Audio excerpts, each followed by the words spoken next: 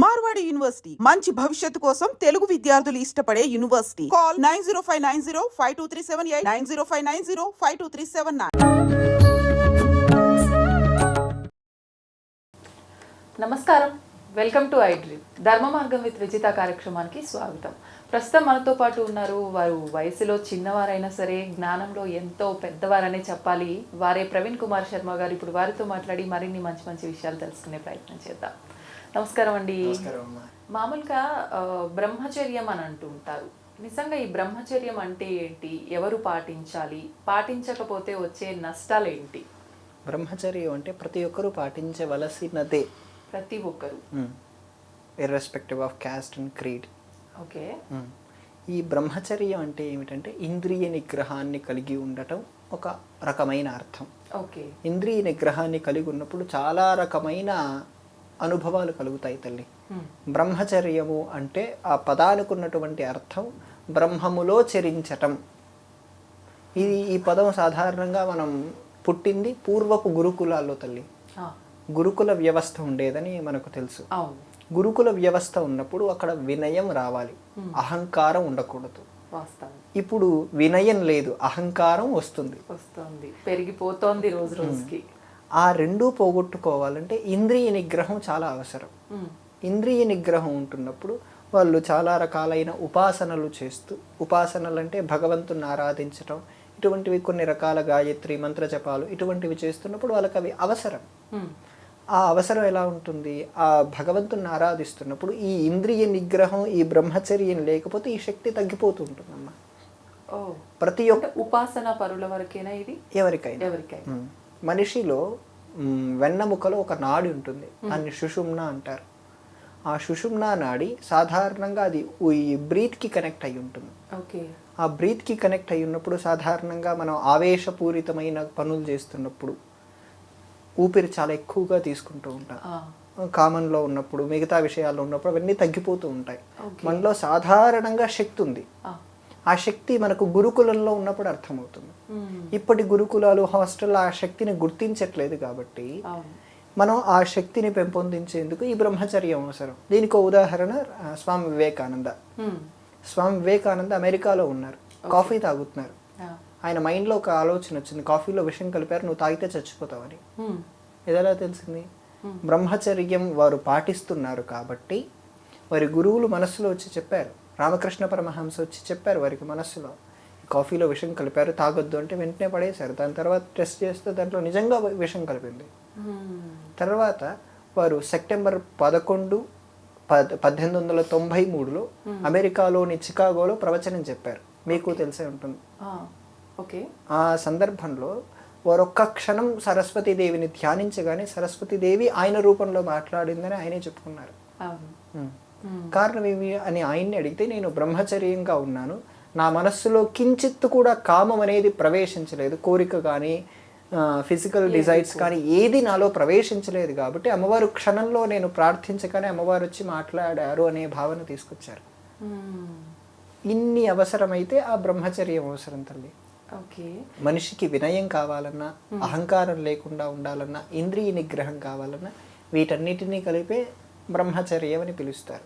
వీటన్నింటినీ మనం నిగ్రహించుకునే శక్తి రావాలి అని అంటే సామాన్యులకు ఎలా సాధ్యపడుతుంది? స్కూల్లోనే ఇవన్నీ స్టార్ట్ అవ్వాలి. ఇప్పుడు స్కూల్లో అలాంటివి సాధ్యపడుతున్నాయి? పోగొట్టుకున్నాము. ఇంట్లో కూడా లేదమ్మా ఇది వ్యవస్థ. ఇంట్లో కూడా ఇప్పుడు బ్రహ్మచర్యం అని మనం ఇంట్లో పదం వాడామంటే వాళ్ళకి అది ఒక కొత్త పదం అయిపోతుంది అంతే. కానీ మనం ఒక 20-30 ఏళ్ళు వెనక్కి వెళ్ళినా ఈ పదం చాలా రెగ్యులర్ అయిపోయింది. ఎందుకంటే మన వ్యవస్థ మనం పోగొట్టుకున్నాం. ఇంట్లో ఉండే స్త్రీలు కూడా బ్రహ్మచర్యం చాలా ఎక్కువ పాటిస్తారని తెలుసా అమ్మా? అవునా? వ్రతాలు చేస్తారు. వ్రతాలు చేస్తున్నప్పుడు బ్రహ్మచర్యం ఉండాల్సిందే. ఇంకా నవరాత్రిలో లేదా కొత్తగా ఏదైనా పెట్టుకున్నప్పుడు, ఇప్పుడు వరలక్ష్మి వ్రతాలు కాకుండా నోములు, వ్రతాలు, ఇలాంటివి స్పెషల్ ఏమైనా అకేషన్స్, తిథులు అలాంటివి ఉన్న రోజు కూడా అలా బ్రహ్మచర్యం ఉంటారు. అలా పాటించే విధానం ఉంది. ఇప్పటికీ కొంతమంది స్త్రీల్ని చూస్తున్నామంటే చాలా అదృష్టంలోనే ఉన్నాం. అందులో మీరు కూడా ఒకరు ఉన్నారు నాకు అనిపిస్తుంది. ఎందుకంటే ఆ పదాలు వాడారు కాబట్టి. అది ఉండాలంటే మనలో కొన్ని రకాలైన శక్తులు వస్తాయి తల్లి. అవి చాలా సదాచారంతో ఉన్న వాళ్ళకే వస్తాయి. వాటిని అర్థం చేసుకునే విధానం ఏమిటంటే బ్రహ్మచర్యంతో ఉన్నప్పుడు పక్కవాడు ఏం ఆలోచిస్తాడో మీరు ముందే చెప్పేయగలరు. ఇది పాసిబులే తల్లి. ఓకే. ఇప్పుడు నేనేం ఆలోచిస్తున్నానో మీరు సరిగ్గా బ్రహ్మచర్యం పాటించి నోముల విషయంలో చాలా జాగ్రత్తగా ఉంటే, ఆలోచనలు కూడా పాజిటివ్గా ఉంటే, నేనేం ఆలోచిస్తానో నా మైండ్లో ఏం జరుగుతుందో మీరు చెప్పగలరు. అది బ్రహ్మచర్య అనుకున్నటువంటి శక్తి. ఆ శక్తి మిమ్మల్ని మాత్రమే ప్రొటెక్ట్ చేయకుండా మీ చుట్టూ ఉన్నటువంటి ఒక ఆరా క్రియేట్ చేస్తుందమ్మా. ఆరా అంటే మీకు తెలుసు అనుకుంటున్నాను, కాంతి క్షేత్రము అంటారు తెలుగులో. అదొక రకంగా మీ చుట్టూ ఒక ప్రొటెక్షన్ ఏర్పాటు చేస్తుంది. ఆ ప్రొటెక్షన్ దాటి మిమ్మల్ని ఏది రాదు, అది మిమ్మల్ని ఏది దాడి చేయలేదు, ఈవిల్ కానీ ఏదైనా సరే. అంటే మామూలుగా కొంతమందిలో పాజిటివ్ ఆరా ఉంటుంది, కొంతమందిలో నెగిటివ్ ఆరా ఉంటుంది.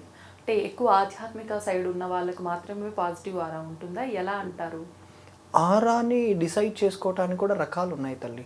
ఇప్పుడు మీరు తులసి చెట్టు పూజ చేశారనుకోండి, తులసి చెట్టు దగ్గర పూజ చేయడానికి కారణం ఆరా పెంచుకోవటం అనిపిస్తుంటుంది. అవునా? తులసి మనకంటే మానవులకు 2.5 ఉంటుంది ఆరా, తులసి చెట్టుకు 10.5 ఉంటుంది ఆరా.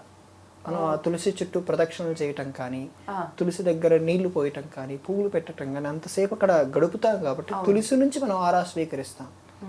అన్నిటికంటే ఎక్కువ ఆరా ఉన్నది గోవుకు. 16.5+ ఉంటుంది ఆ గోవుకు. మనం మామూలుగా ఎంత ఆధ్యాత్మిక సాధన చేయనివ్వండి, సన్యాసులకు ఇంకా ఎక్కువగా ఉంటుంది.